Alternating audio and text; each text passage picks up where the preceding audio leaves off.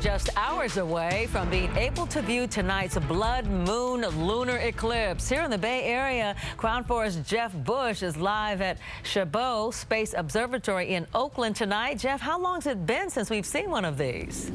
Well, Pam, it's been a couple of years. Astronomers here tell me the last blood moon was in early 2012, and it is a spectacular sight. Let's take some video that was shot back in 2012, and you can see that the moon turns this darkish, reddish, orangish, bronzish kind of color, and it's just spectacular and beautiful. And that's because the moon is actually moving into the shadow of the Earth. And what's happening is every single sunrise and every single sunset in the planet Earth is being broadcast onto the moon. Eclipses are not as rare as people think. They actually happen 2 to 4 times a year, but most of the time they're either a partial eclipse or they're on the wrong side of the planet at the time and you miss it.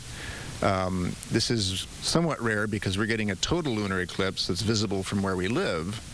And actually, this is the beginning of a set of 4 total lunar eclipses that are going to happen over the next year and a half, about at 6-month intervals. So next fall, we'll have another one, and then we'll have 2 in 2015. Pretty cool stuff. We're all excited about this here at Chabot. There's going to be a viewing party. The gates open at 9 o'clock. Now, the actual lunar eclipse itself starts around 11. It completely goes into the Earth's shadow and is dark from about midnight to about 1:30. I'm Jeff Bush, reporting live at Chabot Space and Science Center in Oakland, KRON 4 News.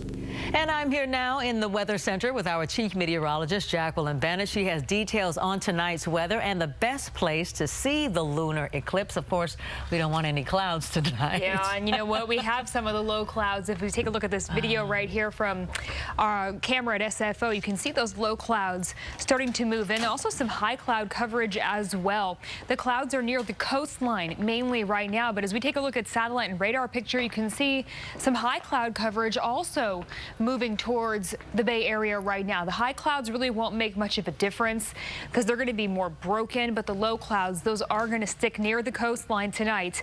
So if you're in San Francisco, probably not going to have a good shot of the lunar eclipse, which again starts at about 11 o'clock. And the total eclipse, the blood moon, that reddish tint there, that occurs from midnight to about 1:30 in the morning.